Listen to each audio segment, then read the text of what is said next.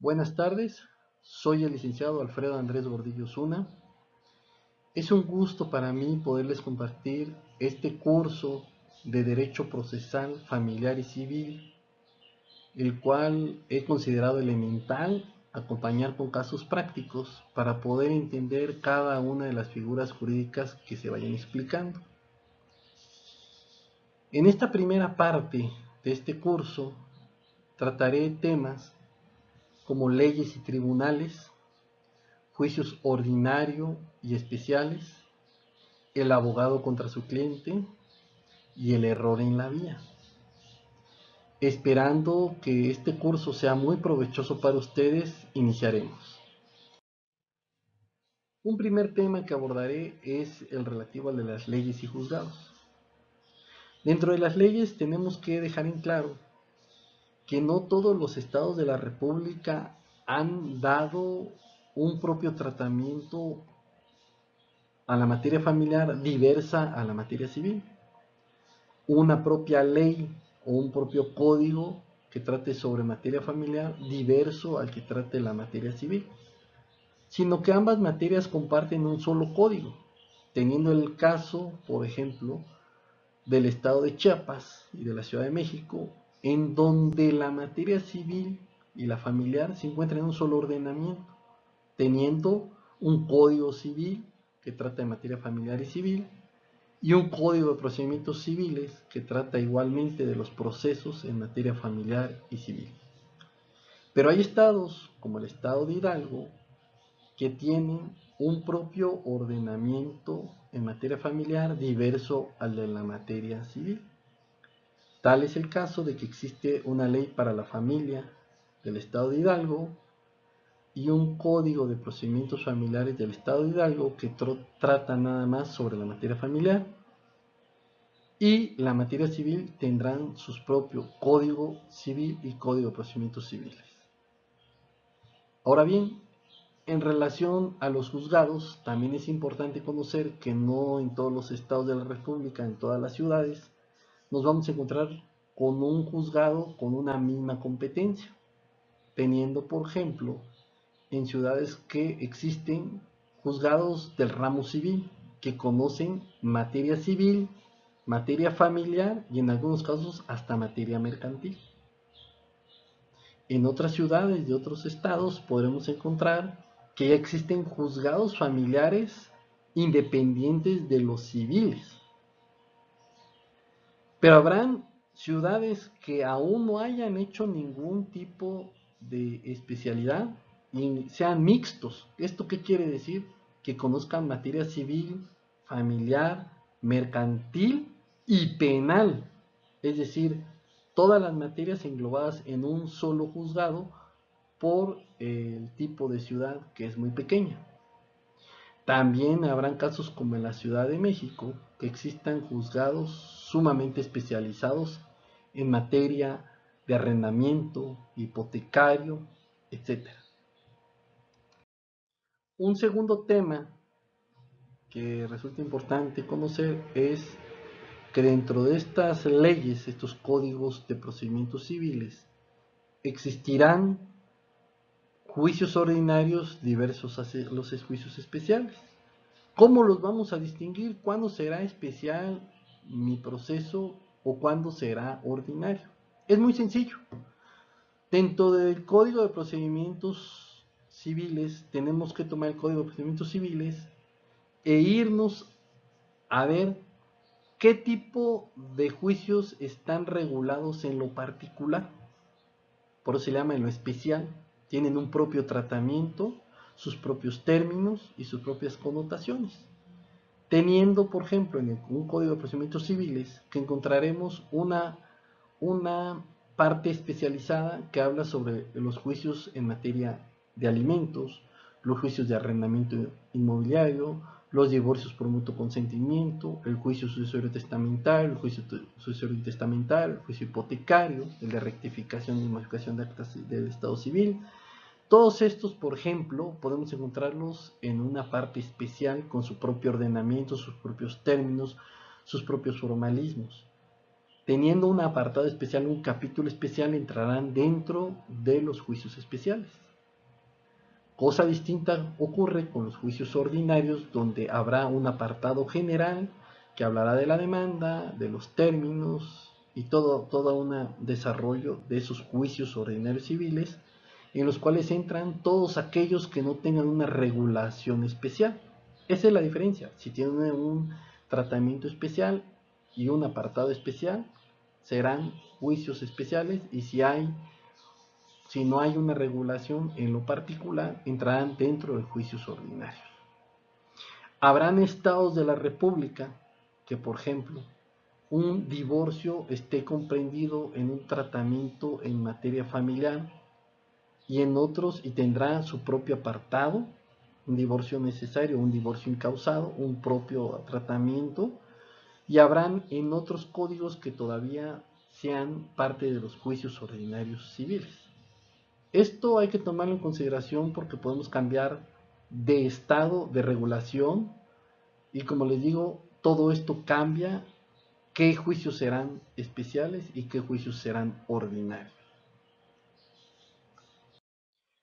Hablando de juicios ordinarios y juicios especiales, es importante que yo traiga a colación un caso que le he denominado caso 1, juicio ordinario civil de rescisión de contrato de arrendamiento, que si nos damos cuenta, dentro de este título está inmerso un juicio ordinario civil y un contrato de arrendamiento, que me lleva a pensar que esto es un juicio especial de arrendamiento. Pero ¿qué pasa en este juicio? Este juicio, le pongo acá, inicia en el 2006, al día de hoy no concluye el último expediente. Ha motivado, se han abierto 3 expedientes, dentro de los cuales han concluido 2 expedientes, y un pendiente se encuentra aún por resolverse, está tramitándose. Y aquí lo que les quiero comentar, que la vía se ha planteado por la vía ordinaria civil. ¿Qué pasó en el caso o el primer expediente que inicia en 2016? Llega a mis manos, resulta que el arrendador quiere dar por terminado un contrato y me dice dentro de los hechos que se ha firmado 2 tipos de contrato. Uno que es del anterior propietario y es un contrato escrito, y uno que es un contrato verbal que ellos consideran que se ha dado entre el nuevo propietario y el arrendatario. Plantean de esta manera la vía ordinaria civil de rescisión de contrato de arrendamiento. En el momento que me notifican, me doy cuenta que este juicio lleva confundida la vía. ¿Qué es lo que hago yo?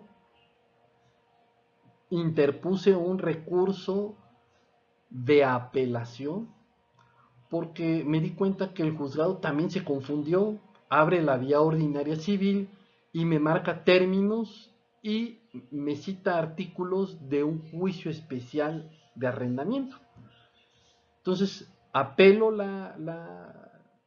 el auto de admisión de la demanda y le digo al juez: no es posible que tú me estés abriendo una vía ordinaria y me estés citando a una audiencia con fundamentos en la ley de arrendamiento, utilices términos para el arrendamiento y me digas que es una vía ordinaria, utilices una vía especial y tu fundamentación y todo lo demás sea para una vía especial y ordinaria, y confundido. ¿Qué es lo que sucede? Que la sala en apelación resuelve el caso y manda a preguntar, a enderezar esa demanda, y pide la aclaración que el juez de primera instancia le diga al arrendador que al promover su demanda, ¿qué es lo que él desea? ¿Una vía ordinaria o una vía especial de arrendamiento? A lo cual el actor contesta que una vía de arrendamiento, una vía especial. Por tal motivo, el juez decide darle por concluida el juicio, dejando a salvo los derechos de la parte actora para que los haga valer en la vía y forma que corresponda, porque no es la vía. El segundo expediente no se me notifica, lo conozco de una manera diversa. Volvieron a promover la misma vía, juicio ordinario civil de rescisión de contrato de arrendamiento, no modifican nada de su demanda, lo vuelven a meter, cae en el mismo juzgado, ante el mismo juzgador obviamente, y este mismo juzgador toma y de inicio lo manda a archivar diciéndole, ¿sabes qué? Estás confundido, no es la vía, porque habían modificado ahí determinadas cuestiones, pero el juez consideró que por las aclaraciones que habían y por la manera como lo tramitaron, estaba equivocada la vía y lo mandó a archivar. En una tercer expediente, abre nuevamente un juicio ordinario civil de rescisión de contrato de arrendamiento, hacen algunas modificaciones y argumentan ahí pues prácticamente lo mismo. El juez lo recibe como el mismo juzgador, el mismo juzgador que había conocido los dos expedientes anteriores, conoce este tercer expediente, admite la demanda por la vía ordinaria civil y le da trámite conforme a la vía ordinaria civil, donde el actor está planteando la rescisión de un contrato de arrendamiento. ¿Qué es lo que sucede? La vía se planteó por esa vía ordinaria civil, no por una vía especial, y hasta el día de hoy está en trámite. Yo no metí ninguna apelación porque consideré que si lo está admitiendo por una vía, que es la vía ordinaria civil, está utilizando los términos correctos, está fundando bien el auto en la vía ordinaria civil y le está dando trámite. Entonces lo que entra es ya no meter una apelación, sino una excepción de que la vía es errónea, que no se ha planteado adecuadamente, el cual resolverá el juez al finalizar en una sentencia definitiva. Es muy importante conocer qué juicios son en vía especial y qué juicios son en vía ordinaria para no tener que tramitar tantos expedientes, equivocarse de muchas maneras y al final poder tener éxito en nuestras contiendas judiciales. Este tema lo he denominado el abogado contra su cliente. Lo he denominado de esta manera porque iba muy aparejado al caso 2 que voy a comentar y que denominé vía de arrendamiento, porque el abogado y el cliente deben de tener una estrechez, una comunicación plena y la confianza entre ambos para poder emprender una contienda judicial. Entender plenamente cuál es la estrategia y por qué se puede o no se puede una vía y qué resultados obtendrá. Es muy importante comunicarse con el cliente y aclararle que deben de estar en la misma sintonía y en los mismos acuerdos. El caso 2, que les digo, vea muy aparejado con esto, es una vía de arrendamiento. Puse vía de arrendamiento, precisamente es un caso muy importante en el que en el mes de febrero de 2018 aparecen unas personas interesadas en arrendar una casa habitación, hacen una llamada telefónica, le dicen a la dueña de la casa que están interesados en poder tomar en arrendamiento ese bien inmueble, se citan, llegan al domicilio, a la casa que se iba a arrendar. Estas personas platican, es decir, la dueña de la casa con los futuros arrendatarios, los interesados en tomar en arrendamiento la casa, y convienen en esa plática, convienen verbalmente en los términos en que operará el contrato de arrendamiento. ¿Esto qué quiere decir? Se ponen de acuerdo en que el bien lo han identificado, a los arrendatarios les parece, a los futuros arrendatarios o interesados les parece tomar en arrendamiento esa casa, y les parece también el pago, es decir, el monto de la renta que van a pagar mensualmente en los términos y condiciones.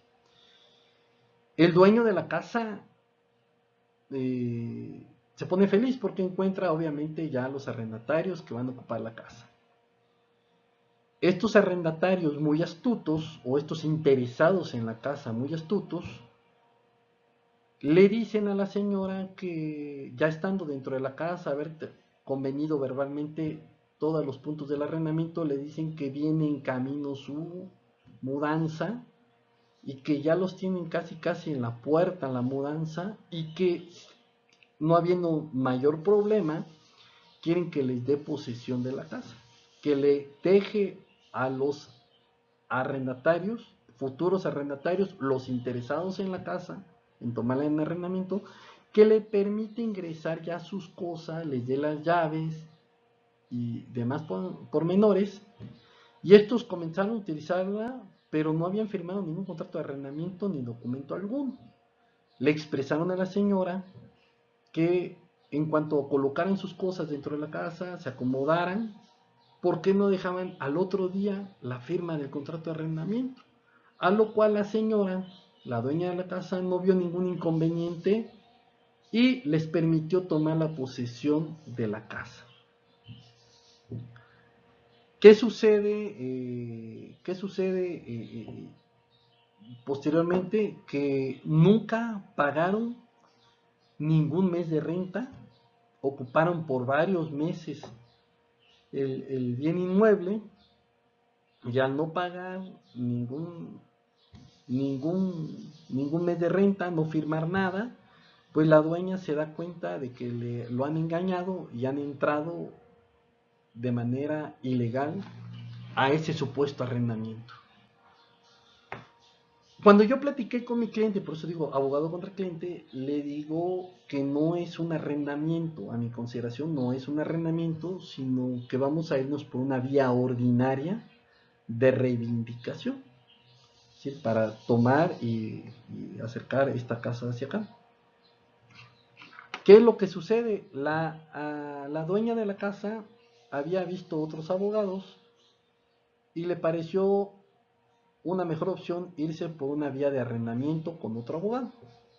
Por lo que ocurrió a ese abogado fue con ese abogado que no es un abogado titulado, sino es un abogado que no logró la titulación, que no tiene mucha experiencia, que es una persona ya grande, le tramita la vía de arrendamiento, esa vía de arrendamiento meses después se pierde. ¿Pero por qué se pierde?